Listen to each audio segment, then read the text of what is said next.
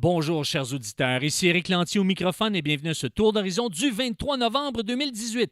Eh bien, aujourd'hui, je vais tenter de répondre à la question suivante, mesdames et messieurs. Est-ce que l'État doit subventionner les médias? Pourquoi je vous pose cette question et pourquoi je tente d'y répondre? Eh bien, parce que les libéraux de Justin Trudeau vont donner tout près de 600 millions de dollars aux médias traditionnels pour les maintenir artificiellement en vie. Pourquoi je m'y oppose? Eh bien, il y a deux raisons à ça. Premièrement, une raison économique.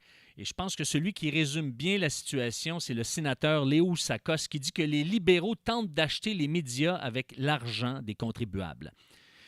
Évidemment, mesdames et messieurs, c'est vous et moi qui allons payer cette facture-là de 600 millions de dollars. Moi, j'aurais préféré qu'on utilise ces 600 millions de dollars-là pour contribuer à améliorer l'environnement, pour aider les contribuables, par exemple, à se procurer un véhicule électrique, un véhicule moins polluant, ou ne serait-ce que pour améliorer l'état des routes.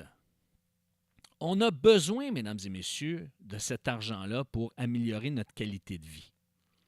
Maintenant, la deuxième raison pour laquelle je m'oppose à ce que l'État subventionne les médias traditionnels, eh bien, c'est Michelle Rempel qui le définit bien, une députée albertaine, qui dit que ça va amener la mort de la liberté d'expression. Et ça, je le crois.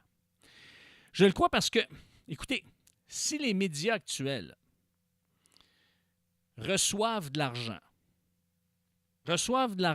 de l'État, pensez-vous qu'aux prochaines élections, là, qui vont arriver dans quelques mois, ils vont se mettre à critiquer objectivement le gouvernement actuel?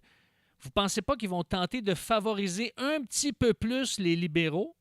Spécialement parce que les conservateurs, eux, ne veulent pas donner ces subventions-là. C'est certain que les médias vont avoir tendance naturellement à vouloir pencher vers les libéraux. Et ça, c'est un accroc à la démocratie. Ce qui va arriver, mesdames et messieurs, c'est que, inévitablement, parce qu'on ne mord pas la main qui nous nourrit, eh bien, les médias qui auront été subventionnés vont devenir les porte-parole de l'État. Et ça va amener une nationalisation de la pensée unique. Et je suis conscient qu'on est dans une période de transition où est-ce que les médias traditionnels doivent se réinventer. Écoutez, à chaque tournant de l'histoire de l'humanité, il y a eu des changements significatifs. Quand on a connu l'arrivée de l'imprimerie, eh bien, on s'est mis à démocratiser la lecture. Quand le stylo à billes est survenu, on a démocratisé l'écriture. Et avec l'arrivée de la toile, on est en train de démocratiser l'information. Il y a de plus en plus de plateformes indépendantes, de blogs, eh bien, sans compter les réseaux sociaux qui permettent à des gens de s'exprimer, de commenter la nouvelle et d'informer la population sous différents angles. Et ça, c'est sain.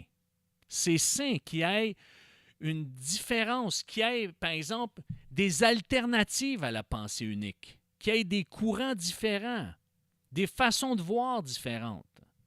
Mais si on nationalise la pensée unique, et là, à ce moment-là, chaque fois que quelqu'un va émettre une pensée alternative, ça va être remis en question ou ça va être discarté.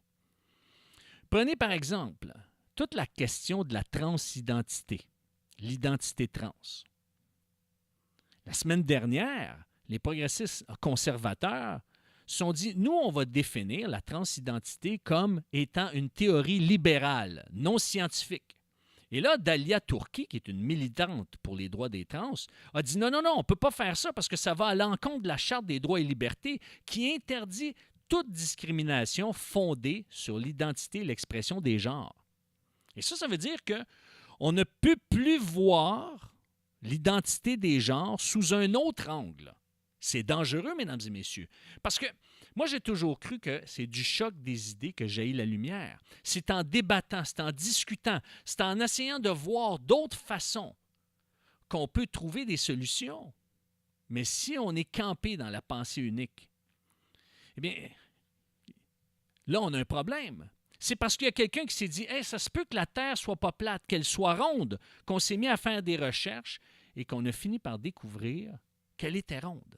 Alors, c'est pour ça, mesdames et messieurs, pour des raisons économiques et spécialement pour la liberté d'expression, je crois qu'il est nécessaire que l'État se sépare, qu'il y ait une séparation entre l'État et les médias. Et c'est là qu'on va vivre quelque chose de beaucoup plus sain en démocratie. Sur ce, puisque le temps file, eh bien, je dois vous dire merci, au revoir et à la semaine prochaine.